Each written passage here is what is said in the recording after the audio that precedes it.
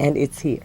Okay, now, anticlimax. What are you going to do now? And I forgot to ask that gentleman, what is your plan now? After we finish reminiscing and after we bask in the glory of completion with that, what are your plans? My plan is to continue to do what I do, but to do more of it, to try to reach more people, to try to inform more people.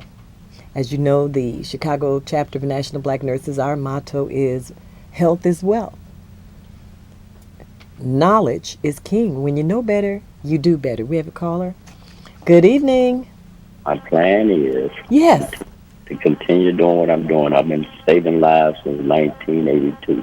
Okay. I'm a drug counselor. I work in Cook County Jail, and I've been helping people try to change their lives and they think. So that's my plan. That is wonderful. And do you see that you're so needed even now? Oh, yes. And do you feel hopeful now after today? I felt hopeful in 82 when I was reborn. I prayed a lot in Yeah. 82. I prayed that this would happen and that we would have someone. Now, I think that when we look at the Congress, when we look at the state legislature, we need to get out the big broom in the next election and begin to sweep and clean house. I'm with your sister. I All was the only right. one on this block that voted for Barack when he was running for Senate. Okay, so I'm now, in Inglewood. I'm over here on 61st and Loomis. okay, Only person over here.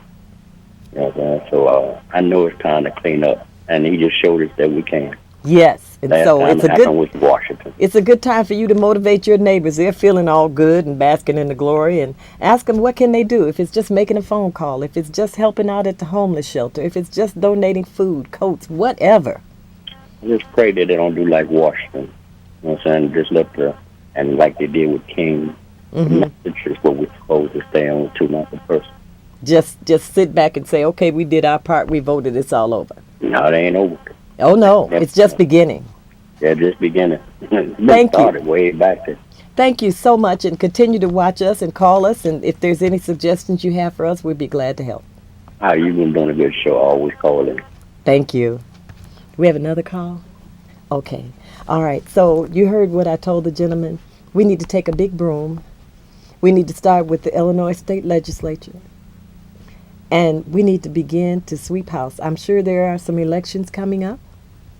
We need to sit down and develop a list of what are the things that are important to us as our president has outlined. The big one is economics, health, and education, and justice, the war. Write those down, make a list, and then look at the people who are representing you in the state legislature, who are representing you in the U.S. Congress, and ask yourself, what are they doing about my health care? Am I any better than I was? Do I have health care or not? What happens if I'm sick tomorrow? What will happen to me?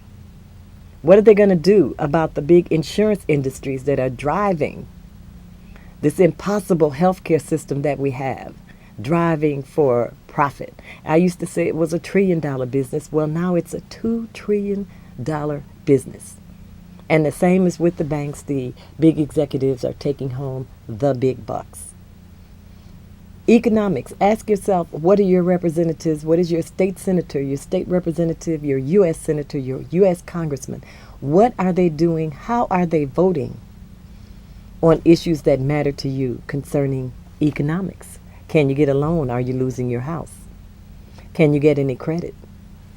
Are you filing bankruptcy because of hospital debt? What are they doing for you in terms of health care? Is it better or worse? Check the record. Same thing goes for economics, health, the war. Do you agree with the war? Do we need to come out? Can we afford to fight 3 wars at once? How are they voting on that? What are they doing about that?